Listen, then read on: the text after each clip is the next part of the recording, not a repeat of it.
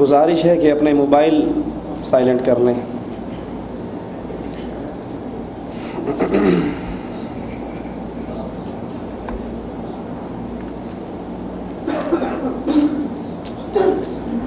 ان الحمد لله وحده لا شريك له واشهد ان محمدا عبده ورسوله.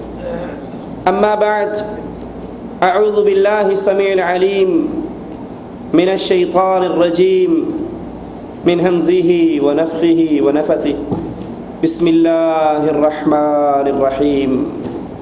قل هو الله احد الله الصمد لم يلد ولم يولد ولم يكن له كفوا احد.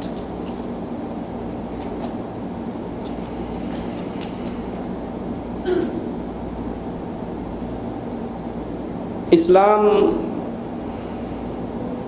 ہمارا دین ہے اور دین اسلام انسانوں کو عزت کی راہ پر چلاتا ہے. اس دین کے آنے سے پہلے انسانیت ذلت کی دلدل کے اندر پھنسی ہوئی تھی. انسان اپنے خالق اور مالک کو بھول چکے تھے. اللہ کی مخلوق اللہ عز و جل کو چھوڑ کر اغیار کے دروں پر جھکی ہوئی تھی. اسلام نے ہمیں اپنے رب کا تعارف کروایا. اسلام نے ہمیں عزت کی راہ پہ چلایا. اسلام سے پہلے عورت انتہائی ذلت کے حالات میں زندگی بسر کر رہی تھی. اس کی حیثیت پاؤں کی ایک جوتی کے برابر تھی. لوگ اپنی بیٹیوں کو زمین میں زندہ درگور کر دیا کرتے تھے. اس کا کاروبار ہوتا تھا. اس کی خرید و فروخت ہوا کرتی تھی. ایک شخص آیا رسول اللہ صلی اللہ علیہ وسلم کے پاس ایمان لانے کے لیے. اپنے ہاتھ کو آگے بڑھایا اور پھر پیچھے کیا.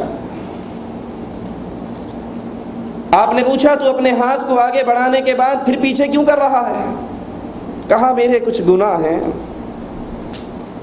اگر آپ مجھے یہ گارنٹی دے دیں کہ لا الہ الا اللہ کے اقرار کے بعد میرے یہ گناہ معاف ہو جائیں گے، میں ایمان لے آتا ہوں. اور ان گناہوں میں سے ایک بڑا گناہ کہ میں نے اپنی کئی بچیوں کو اپنے ہاتھ سے زندہ زمین کے اندر درگور کیا. اسلام نے آ کر جہاں گری ہوئی انسانیت کو اٹھایا، بلندیوں پر پہنچایا، وہیں اس اسلام نے اس عورت کو ذلت کی دلدل سے نکال کر عزت کے آسماں پر چڑھایا. اس کو ماں، بہن، بیٹی، بیوی کے نام سے وہ مقام عطا کیا.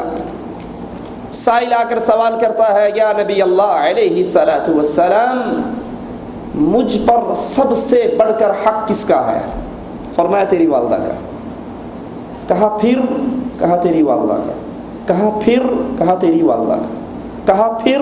کہا تیرے والد کا. ماں کو یہ مقام کس نے دیا؟ اسلام نے.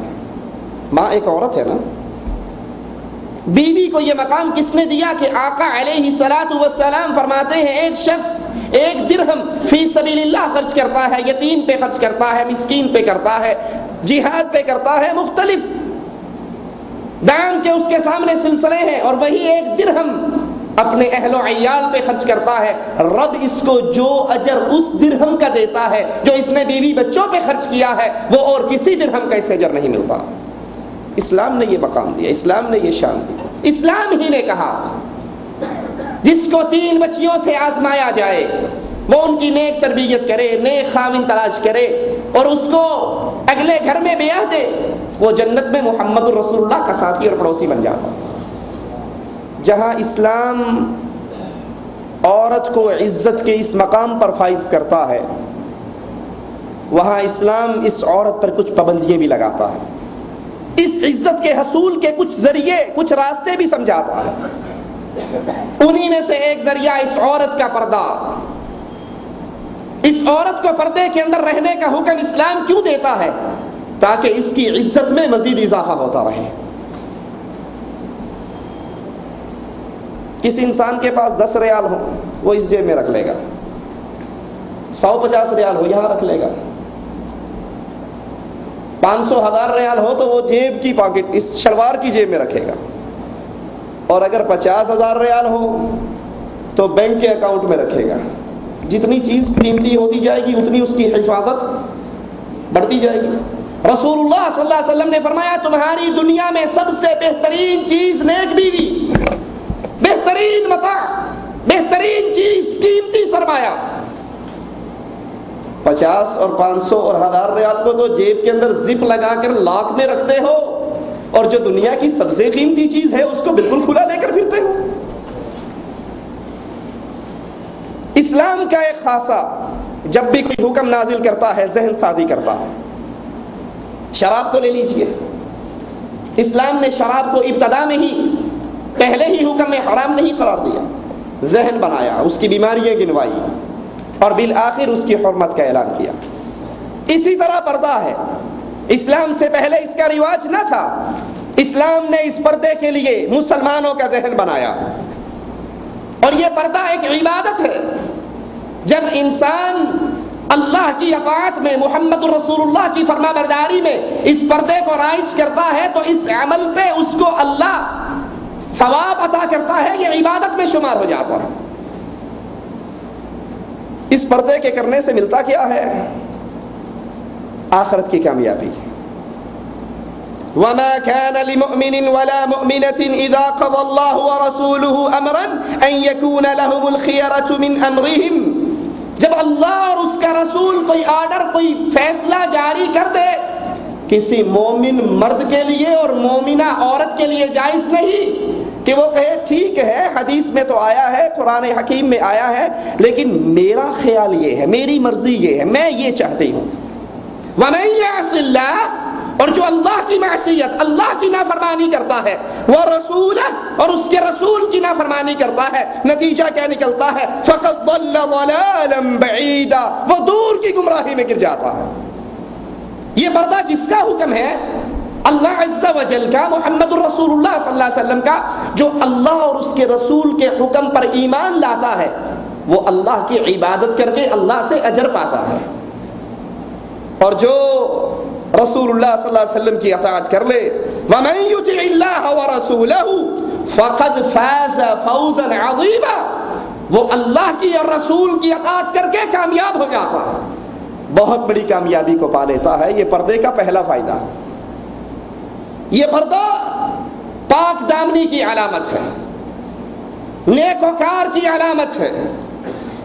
ارشاد ربانی ہے، یا ایھا النبی قل لأزواجك وبناتك ونساء المؤمنين يدنين عليهن من جلابيبهن ذلك أدنى أن يعرفن فلا يؤذين۔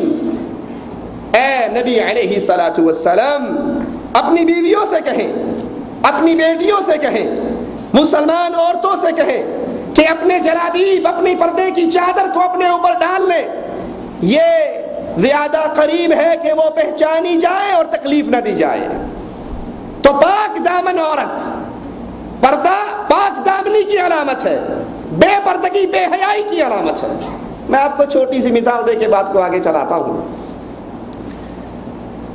جب میری شادی ہوئی، ہم بہاولپور سے ٹرین میں آ رہے ہیں، پردہ اور بے پردگی، نتیجے کیا نکلتے ہیں؟ میں اور میری میسز ٹرین کی ایک سیٹ پر بیٹھے ہوئے، ہمارے ہاں ٹوپی برقع چلتا ہے افغانستان میں، پاکستان میں۔ ایک 70 سال کا بابا آیا، جب میری شادی ہوئی میری مسز کی عمر کوئی 17-18 سال تھی، ایک 70 سال کا بابا آیا، میں اسٹیشن پہ نیچے اترا ہوا تھا چائے پانی لینے کے لیے، اس نے میری بیگم کو آ کے یہاں کندھے سے پکڑا، کہا ماں یہ تے میری سیٹ ہے، اٹھے تو۔ وہ پردے میں چھپی ہوئی، اور وہ 70 سالہ بابا 16-17 سالہ بچی کو کہہ رہا ہے ماں یہاں سے کھڑی ہو، یہ میری سیٹ ہے۔ پردہ پاک دامنی عزت کی علامت ہے، اور بے پردگی